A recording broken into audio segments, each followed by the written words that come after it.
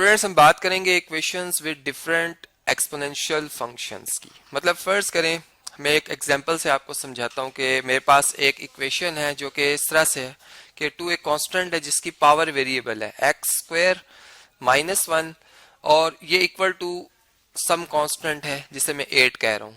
अब देखिए इस टाइप की जो एक्सपोनेंशियल इक्वेशन है, इसमें जो एक बात हमें जो हमारी आसानी है इसको सॉल्व करने की तरफ लेके जा रही है, वो ये कि जो नंबर ये कांस्टेंट है 8, इसको 2 की पावर्स में लिखा जा सकता है। मतलब इसी को मैं इस तरह से लिख सकता हूँ, ठीक है, कि इफ एंड ओनली इफ की कंडीशन के हमें इसको वापस इस फॉर्म में भी ला सकता हूँ। जैसे अभी मैं लिख रहा हूँ ना कि 2 power X square minus one is equal to 2 power 3, तो इससे वापस मैं इस फॉर्म में ला सकता हूँ, ठीक है।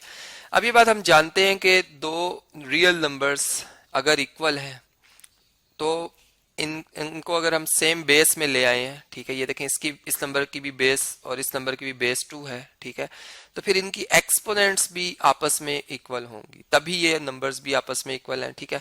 तो यहाँ पर मैं अगर इनकी एक्सपोनेंट्स को बराबर कर लूं, इक्वेटिंग एक्सपोनेंट्स, तो मेरे पास क्या रिजल्ट आएगा जी, ठीक है, मेरे पास रिजल्ट आएगा कि एक्स स्क्वायर माइनस वन ये किसके इक्वल आ जाएगा, 3 के, क्योंकि इस नंबर की जो पावर है वो है एक्स पावर 2 माइनस वन, और इस नंबर की जो पावर है वो 3 है, ठीक है।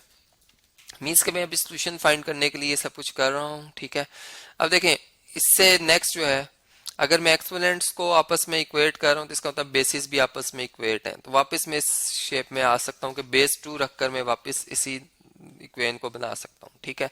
अब अगर मैं इसको मजीद सॉल्व करना चाहता हूँ तो देखें इधर से अगर 3 को शिफ्ट किया जाए साइड पे, तो ये मेरे पास x square minus one minus three equal to 0 आ जाएगा, ठीक है। और ये भी कन्वर्सली भी ये प्रोसेस हो सकता है, इस शेप से वापस शेप में आया जा सकता है, इसलिए मैं साथ साथ इफ एंड ओनली इफ भी लिखते जा रहा हूँ, ठीक है। अब इधर हम लिख सकता हूँ एक्स स्क्वायर माइनस फोर, चूंकि माइनस वन माइनस थ्री आपस में ऐड हो गए हैं, माइनस फोर इक्वल टू 0, ये भी इफ एंड ओनली इफ। और देन हम इसको लिख सकते हैं, आप एक फार्मूला ऑलरेडी जानते हैं कि square of difference of two terms जो होता है, ठीक है, तो A square minus B square किसके इक्वल होता है, A plus B into A minus B, ठीक है, इन्हीं दो टर्म्स के सम और डिफरेंस के प्रोडक्ट के इक्वल। तो यहाँ पर फिर इसका मतलब x माइनस टू, चूंकि 2 का स्क्वायर 4 होता है, और x प्लस टू, ये इसको मैं इस तरह से लिख सकता हूँ, इसमें a x है और b 2। और अब यहाँ पर हम जानते हैं कि जो हमारे पास दो रियल नंबर्स का प्रोडक्ट है वो किस सूरत में 0 होता है, इधर फर्स्ट नंबर इक्वल टू 0 हो, मतलब कि x minus two equal to 0 हो, और जो x प्लस टू है या फिर ये इक्वल टू 0, तभी प्रोडक्ट 0 हो सकता है, ठीक है, ये दोनों नॉन जीरो नहीं हो सकते। और अगर हम इसको अगर 0 कह रहे हैं तो यहाँ से हमारे पास जो रिजल्ट आएगा वो x इक्वल टू 2 आ जाएगा, ठीक है। और यहाँ से अगर हम देखें तो x इज इक्वल टू, ये 2 दूसरी तरफ शिफ्ट करेंगे, जैसे यहाँ पे माइनस था उधर जाके प्लस, तो यहाँ पे प्लस उधर जाके माइनस, तो ये हमारे पास x की दो वैल्यूज आ गई हैं, ठीक है। अब अगर हम वेरिफिकेशन करते हैं, वेरिफिकेशन, तो ये देखते हैं कि क्या ये दोनों ही इक्वेशन सेटिस्फाई कर, दोनों वैल्यूज जो x की हैं क्या ये वेरीफाई करती हैं हमारी गिवन एक्सपोनेंशियल इक्वेशन को, ठीक है, जो कि एक खास टाइप की है। इस तरह एक और टाइप भी इसमें होगी, वो भी मैं आपसे भी डिस्कस करता हूँ, ठीक है। ये देखें जी, हम इसको कॉपी कर लेते हैं और चलें इधर मैं पेस्ट कर लेता हूँ। अब इसमें दो पार्ट्स बना लेते हैं। यहाँ पर इसमें पहले हम लिखेंगे x की जगह 2, वी गेट 2 पावर, अब देखें यहाँ पर 2 square minus one equal to 8 आ रहा है, ठीक है। मीन्स के ये 2 पावर 2 होती 4, 4 माइनस वन इक्वल टू 8, और हम यूं कह सकते हैं कि 2 पावर 4 माइनस वन मीन्स के 2 पावर 3 इक्वल टू 8, जो कि ट्रू है। इसका मतलब कि ये वैल्यू सेटिस्फाई हो रही है, ठीक है।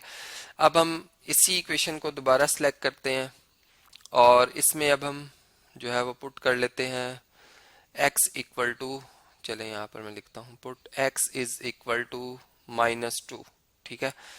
तो हमारे पास क्या रिजल्ट आएगा, 2 power minus two square minus one equal to 8, 2 power minus two का स्क्वायर होता है 4, 4 माइनस वन इक्वल टू 8, ठीक है, 2 पावर 3 इक्वल टू 8, जो कि ट्रू है, ठीक है जी।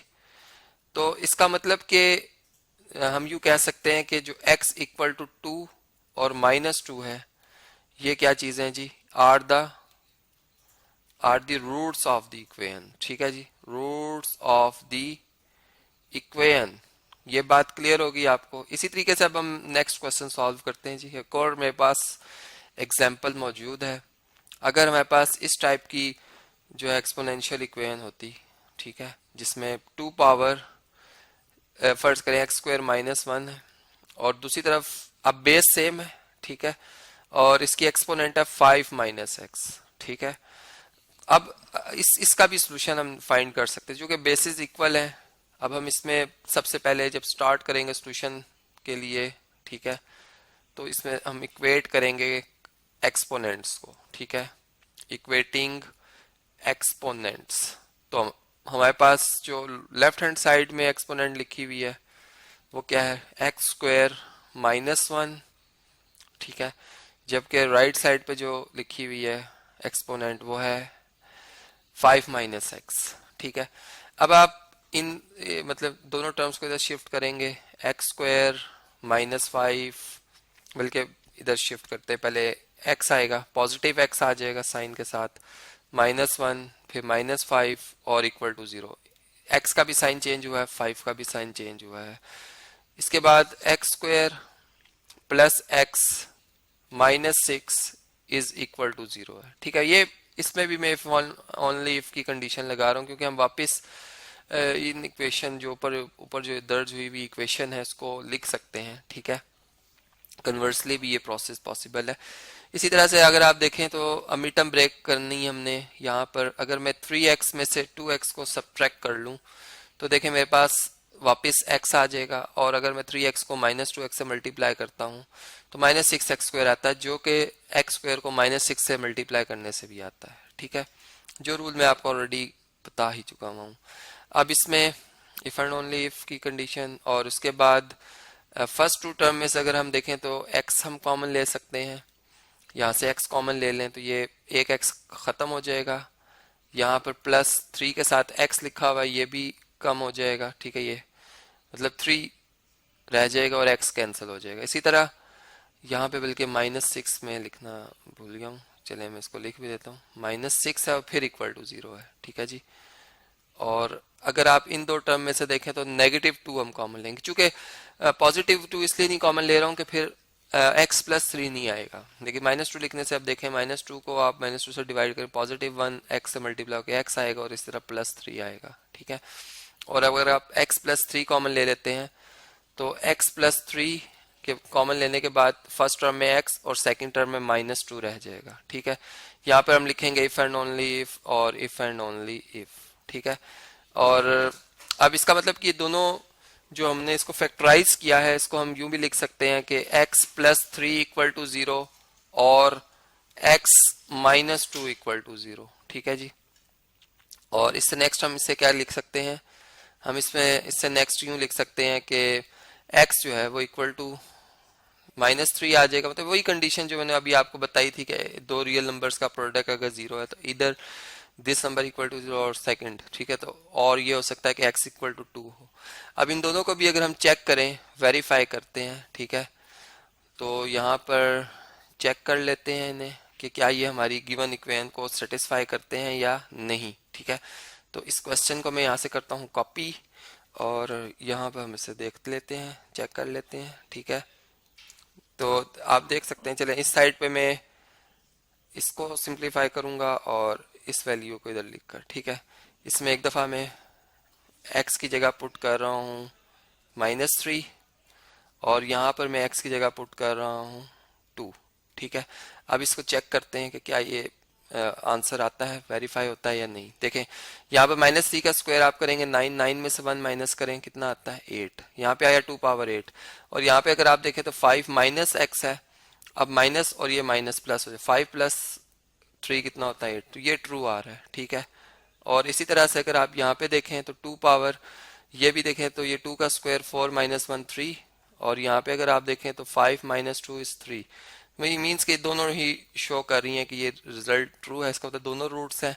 तो इन जनरल मैं यूं कह सकता हूं कि अगर मेरे पास एक इक्वेशन इस तरह की लिखी हुई है कि जिसमें b power f of x equal to n हो, ठीक है, तो देन में एन जो नंबर है उसको एक्सप्रेस कर सकता हूँ किस तरह से, बेस बी बनाकर, और उसमें फंक्शन एक मतलब जी ऑफ एक्स होगा, जैसे भी हमने सॉल्व किया। तो इसका मतलब कि ये हमारे पास इन जनरल अगर इसको लिखूं तो ये b power f of x जो है वो अगर b power g of x के इक्वल है, तो ये भी एक हमारे पास एक एक्सपोनेंशियल इक्वेशन है। और इसमें जो कॉमन बात है वो ये है कि दोनों साइड पे बेस बी है, दोनों एक्सपोनेंशियल फंक्शंस है जिनकी बेस एक जैसी है, ठीक है। और अब इस टाइप की अगर इक्वेशन का रूट्स फाइंड करने हो तो ये मैंने दो एग्जांपल से आपको समझाया कि आप ये सारा प्रोसेस करके रूट्स फाइंड कर सकते हैं।